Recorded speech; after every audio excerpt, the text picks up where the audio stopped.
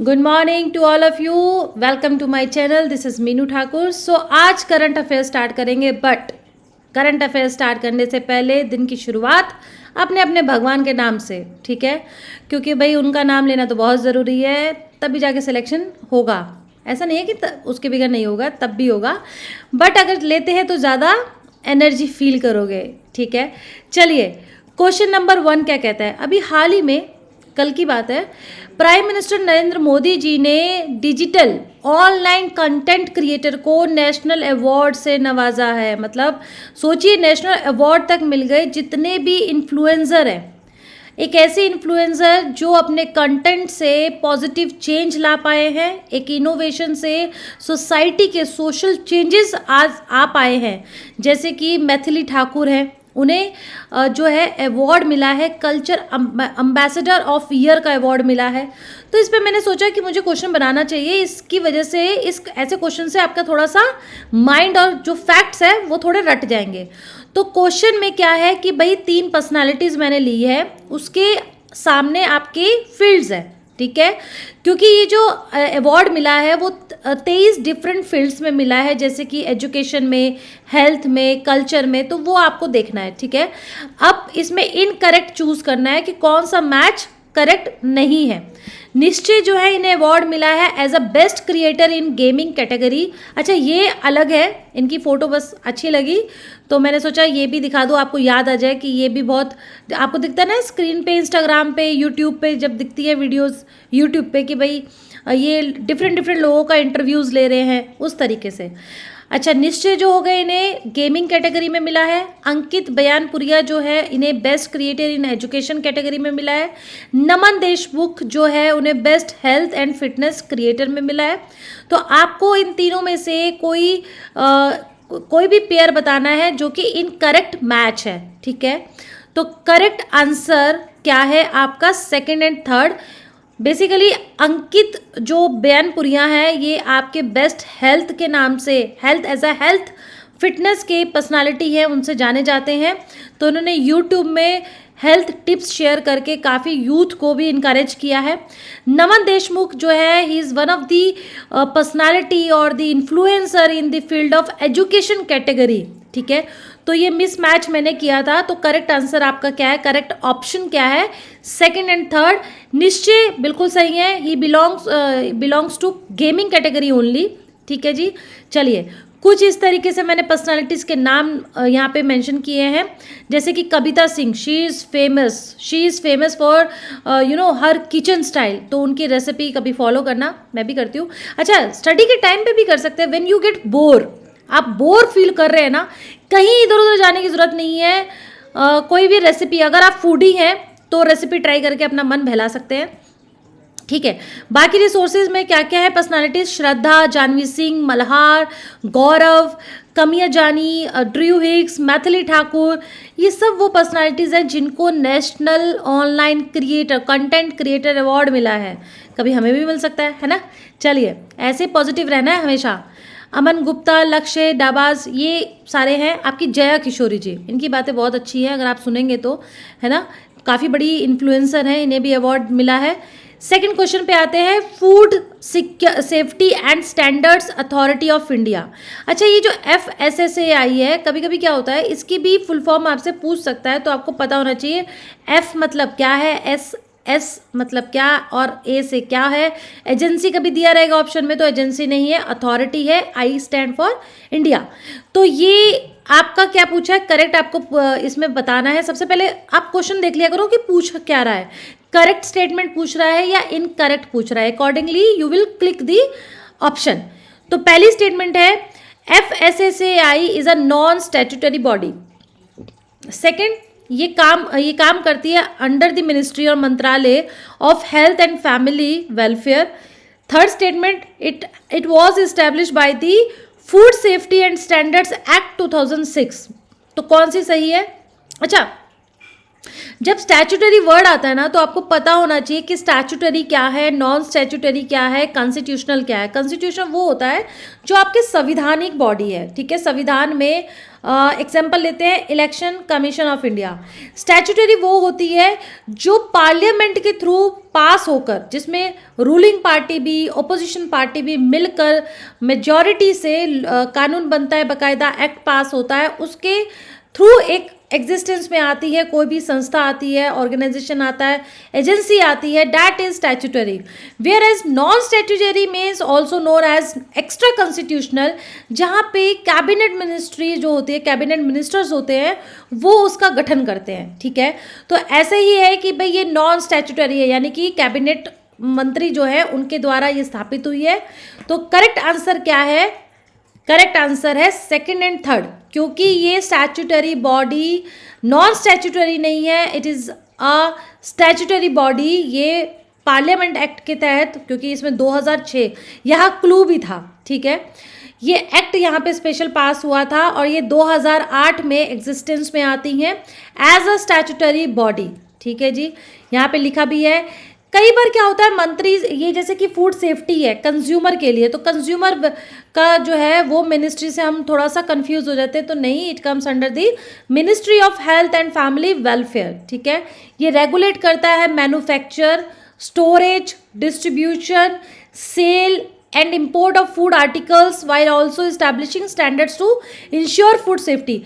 Why I choose this topic? क्योंकि हिंदू के newspaper में एक आर्टिकल था कि भाई कैबिन क्रू को भी गवर्नमेंट का ये डायरेक्शंस आया है कि उन्हें जब वो सर्व कर रहे हैं food to the passengers, it must be insure the quality और the standards of the food for the purpose of safety, ठीक है।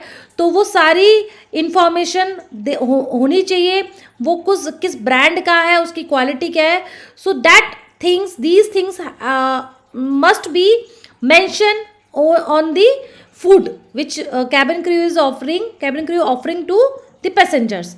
तो ये एक आर्टिकल था, तभी मैंने सोचा कि FSSAI से क्वेश्चन बना लेते हैं, पूछ सकता है, ठीक है। तो ये रेगुलेट क्या क्या करता है, मैन्युफैक्चर से लेके, स्टोरेज से लेके, डिस्ट्रीब्यूशन से लेके, सेल्स तक, मतलब from the 0 to the 1 level, 0 से लेके आगे जब तक वो कस्टमर तक पहुंच नहीं जाता है, वहाँ तक ये मेजर्स करता है, स्टैंडर्ड को चेक करता है फूड के।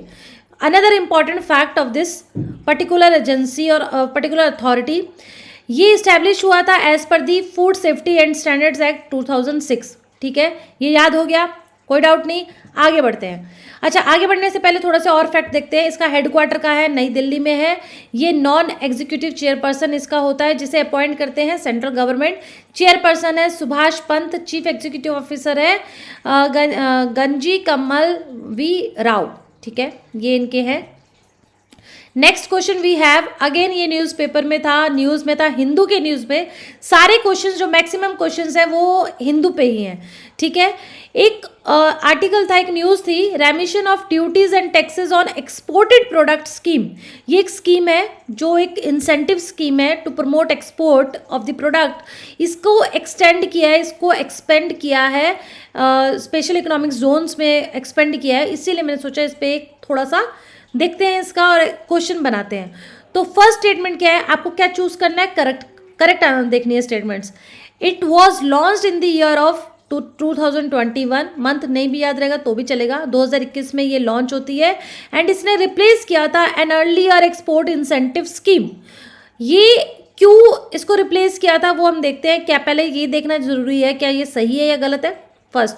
सेकेंड स्टेटमेंट है, it is a department of commerce scheme which was implemented for exports, ठीक है। ये एक्सपोर्ट्स टारगेटेड है या नहीं, you need to find out. So the correct answer is yes, both are correct, both statements are correct. तो भाई क्यों correct है ये देख लेते हैं। ये जो RODTEP, पहले तो इसकी फुल फॉर्म रट लेना। ये स्कीम 2021 में लॉन्च हुई थी, बिल्कुल सही है। इसने रिप्लेस किया था एक्सपोर्ट इंसेंटिव स्कीम को।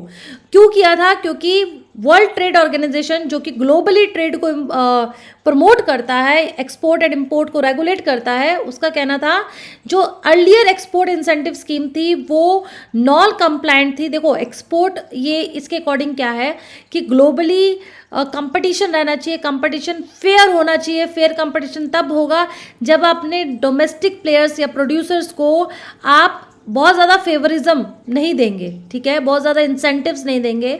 So competition must be run on the basis of the quality globally. तो ये उनका मानना था, इसी वजह से इसको थोड़ा सा चेंज करके मॉडिफिकेशन करके 2021 में एक नई स्कीम आती है, पहली वाली को रिप्लेस करती है। अभी हाल ही में चर्चा में थी क्योंकि नोटिफाई किया है गवर्नमेंट ने कि भाई इसको एक्सटेंड किया गया है to advance authorisation holders and export oriented units and special economic zones, ठीक है। ऐसी जो जेड है आपके जेड जो है उनमें इसको एक्सपेंड किया गया है। ये डिपार्टमेंट ऑफ कॉमर्स स्कीम है जो कि फॉर श्योर है। Next question we have which of the following reservoirs contains the most water. Water पे क्वेश्चन क्यों बनाया, हम सब जानते हैं हाल में और न्यूज़ में छाया हुआ है water crisis in Bengaluru. Bengaluru में आप मेरी शॉर्ट वीडियो भी देख सकते हैं, मेरे चैनल पे जाएंगे, मैंने शॉर्ट वीडियो भी बनाई है। जो ग्राउंड वाटर है वो 50% से ज़्यादा डिप्लीट हो चुका है, ख़त्म। उसके अंदर जो पानी है, आप सोचो बेंगलोर में दो ही मेन रिसोर्सेज है, एक आपका है कावेरी नदी जो पेरिनीरल है, एक ऐसी नदी है जिसमें फ्लो जब ज़्यादा बढ़ता है जब वहाँ पे रेनफॉल होती है, लेकिन रेनफॉल बहुत ही कम हुई है जिसकी वजह से कावेरी में जितना पर्याप्त पानी होना चाहिए उतना नहीं हो पाया जो पूरी डिमांड को फुलफिल कर सके कर्नाटका के। दूसरा आपका होता है बोरवेल। अब ग्राउंड वाटर जो नीचे है आपका ज़मीन के नीचे जो पानी है वो ही नहीं है तो ऊपर कहाँ से आएगा, है ना। तो भाई ये इसको सोच के मैंने थोड़ा सा वाटर पे क्वेश्चन बनाया क्योंकि क्लाइमेट इन्वायरमेंट अगर देखो तो वो एक ऐसा फेवरेट टॉपिक होता जा रहा है, सब्जेक्ट होता जा रहा है सभी एग्जामिनेशन के लिए कि वहाँ से क्वेश्चन पूछता है। तो पहला क्या है, कंटेन द मोस्ट वाटर, सबसे पहला atmosphere, biosphere, ground water, lakes and rivers. सबसे ज़्यादा पानी कहाँ पाया जाता है, तो करेक्ट आंसर क्या है, ग्राउंड वाटर। ग्राउंड वाटर में सबसे ज़्यादा पानी को स्टोर किया जाता है, स्टोर होता है, नेचुरली स्टोर होता है, आर्टिफिशियली किया नहीं जाता है। ये नेचुरली है कि होता है लेकिन नेचुरली अभी नहीं हो पा रहा है और जो था वो भी डिप्लीट हो रहा है। ऐसे कुछ देखने को मिला था। जो ड्रॉबैक था ग्रीन रेवोल्यूशन जब पंजाब हरियाणा में आता है तो उसने वहाँ का जो ग्राउंड वाटर है उसको बहुत ज़्यादा डिप्लीट किया था क्योंकि ग्रीन रेवोल्यूशन में केमिकल्स ज़्यादा यूज़ किए गए थे। इसकी वजह से जो हाई यील्ड क्रॉप्स थी उसमें पानी का इरिगेशन बहुत ज़्यादा यूज़ होना था जिसकी वजह से ग्राउंड वाटर पानी जो था एक तो वो डिप्लीट भी हुआ था और उसमें केमिकल्स भी चले गए थे, ठीक है, जो आज तक उसकी प्रॉब्लम को जूझ रहे हैं वहाँ के लोग। How much of the earth's water is stored in the underground water, underground aquifers, ठीक है। तो कितना आपका स्टोर है, किस परसेंटेज के रूप में, less than 1%, about 5%, about 10%, about 20%। तो करेक्ट आंसर क्या है, less than 1%, only less than 1%, ठीक है। ये भी इंपॉर्टेंट फैक्ट है। चलिए जी, come to the current topic of the newspaper.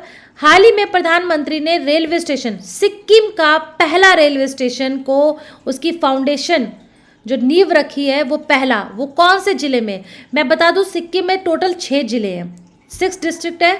तो कौन सा फर्स्ट रेलवे स्टेशन कहाँ पे स्थापित हुआ है वो बताना है आपको। Gangtok, Pakyong, Soreng, Namchi. So the correct answer is Pakyong, ठीक है। अब ये देखो ये कितना खूबसूरत है ना, कितना खूबसूरत रैंकपुर रेलवे स्टेशन बनाया गया है। इसका डिज़ाइन जो कि रिच कल्चर को रिफ्लेक्ट करता है, ठीक है। तो प्रधानमंत्री ने ये पहला ऐसा फर्स्ट रेलवे स्टेशन सिक्किम में इसका इनॉग्रेशन किया है। रैंकपो एक टाउन है पैकयोंग डिस्ट्रिक्ट पे, ठीक है। ये 6 डिस्ट्रिक्ट है, रिच कल्चर की ये एक इंस्पिरेशन है, इसका जो आर्किटेक्चर है, ठीक है। नेक्स्ट क्वेश्चन है, recently prime minister Narendra Modi visited the iconic Kalaram मंदिर। ये कालाराम जो मंदिर है ये कौन से राज्य में है ये आपको बताना है। Maharashtra, Tamil Nadu, West Bengal, Rajasthan. So the correct answer is Maharashtra, Maharashtra के नासिक जिले में, ठीक है। तो वहाँ पे ये आपका मंदिर स्थापित है।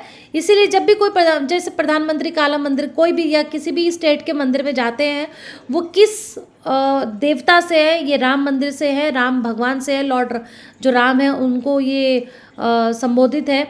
कौन से राज्य में है, कौन से राज्य के शहर में है, उस मंदिर की खासियत क्या है, थोड़ा सा आप पढ़ लेंगे, ठीक है।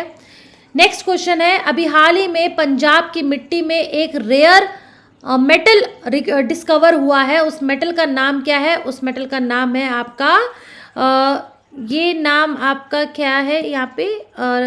अच्छा, ये मुझे यहाँ पे मेंशन करना था, ये मिस हो गया, सॉरी गाइस। ये है आपका एक सेकंड, ये हाँ, तैंतालुम। जो तैंतालुम है ये आपका मेटल है, रेयर मेटल ये पाया जाता है। ये पाया गया है पंजाब की मिट्टी में, इसके बारे में बताना है, ये तैंतालुम के बारे में, ठीक है। तो देखते हैं कौन सी स्टेटमेंट सही है। It is a grey heavy high resistant metal या हाई कॉरोजन रेसिस्टेंट मेटल है। ये अपनी हार्डनेस और डक्टिलिटी के नाम से प्रख्यात है, जो उसको अलाउ करती है stretch into thin wires without any breakage, ठीक है। ये हार्ड भी है लेकिन डक्टाइल भी है, जिसकी वजह से उसको स्ट्रेच करने में, और पतली सी वायर भी इससे बनती है। ये सबसे ज़्यादा यूज़ होता है इसका इलेक्ट्रॉनिक्स एंड सेमीकंडक्टर्स में। अगर वायर है इलेक्ट्रॉनिक्स तो उसमें जाहिर सी बात है उसमें यूज़ होगा। तो करेक्ट आंसर क्या है आपका? करेक्ट आंसर है आपका, इसके अंदर ये तीनों ही करेक्ट है, ठीक है। All the statements of this question are correct, ठीक है, तीनों ही करेक्ट है। ये ग्रे है, हैवी है, ठीक है। ये आपका हार्डनेस के लिए जाना जाता है, लेकिन रूम टेम्परेचर में ये हाँ सॉलिड है रूम टेम्परेचर में, ठीक है। चलिए अब इसके बारे में थोड़ा सा, अगर इसका एटॉमिक नंबर देखें तो ये 73 है। ये हार्डनेस डक्टिलिटी है इसकी, यूज़ में इलेक्ट्रॉनिक्स प्लेटिनम का सब्स्टिट्यूट है, ठीक है, क्योंकि इसका हाई मेल्टिंग पॉइंट्स है, जिसकी वजह से ये कॉस्ट इफेक्टिव सब्स्टिट्यूट बनाता है फॉर प्लेटिनम। प्लेटिनम की जगह इसको यूज़ किया जा सकता है in various applications. Industrial applications में भी इसका यूज़ है, केमिकल प्लांट्स में, न्यूक्लियर पावर प्लांट्स में, एयरक्राफ्ट, कोई भी मेटल होता है ना उसका यूजेस ज़रूर पढ़ना, क्योंकि वहाँ से क्वेश्चन आता है। कटिंग एज मटेरियल, ठीक है, ये वहाँ पे उसका यूज़ है। अभी ग्लोबल नेक्स्ट क्वेश्चन है हमारे सामने, ग्लोबली स्पिरिचुअलिटी महोत्सव मनाया जा रहा है 2024 का, जो 14 मार्च से लेकर 17 मार्च तक होगा, कहना शांति वनम में होगा। ये कहाँ पे स्थित है? ये कौन सी सिटी के आउटस्कर्ट्स में स्थित है? ये आपको जानना है, क्योंकि ग्लोबल लेवल पे ऑर्गेनाइज हो रहा है, इसलिए पता होना चाहिए। बड़े बड़े जो फाउंडेशंस है, जैसे ईशा फाउंडेशन है, ब्रह्म कुमारीज है, तो आपका आर्ट ऑफ लिविंग है, इस तरह के ऑर्गेनाइजेशन भी सम्मिलित हो रहे हैं। तो ये आपको वर्ल्ड लेवल से लोग आएंगे यहाँ पे। स्पिरिचुअल जो है इसके लिए भारत को काफ़ी जाना जाता है, ठीक है। तो आपको बताना है इसका करेक्ट आंसर क्या है। इसका करेक्ट आंसर है हैदराबाद। हैदराबाद के आउटस्कर्ट्स में है कान्हा शांति वनम, मेडिटेशन सेंटर है, वर्ल्ड के लिए बहुत फेमस सेंटर है। वहाँ पे ये स्पिरिचुअल महोत्सव मनाया जाने वाला है। इसकी थीम भी रहेगी, और वो थीम है inner peace to world peace, ठीक है। चलिए इसके साथ आज करंट अफेयर हम खत्म करते हैं। आई होप क्वेश्चंस आपको पसंद आए होंगे। अगर कोई भी सजेशन आप देना चाहते हैं, you can share your suggestions in the comment box. Please like and share my channel and subscribe. Thank you.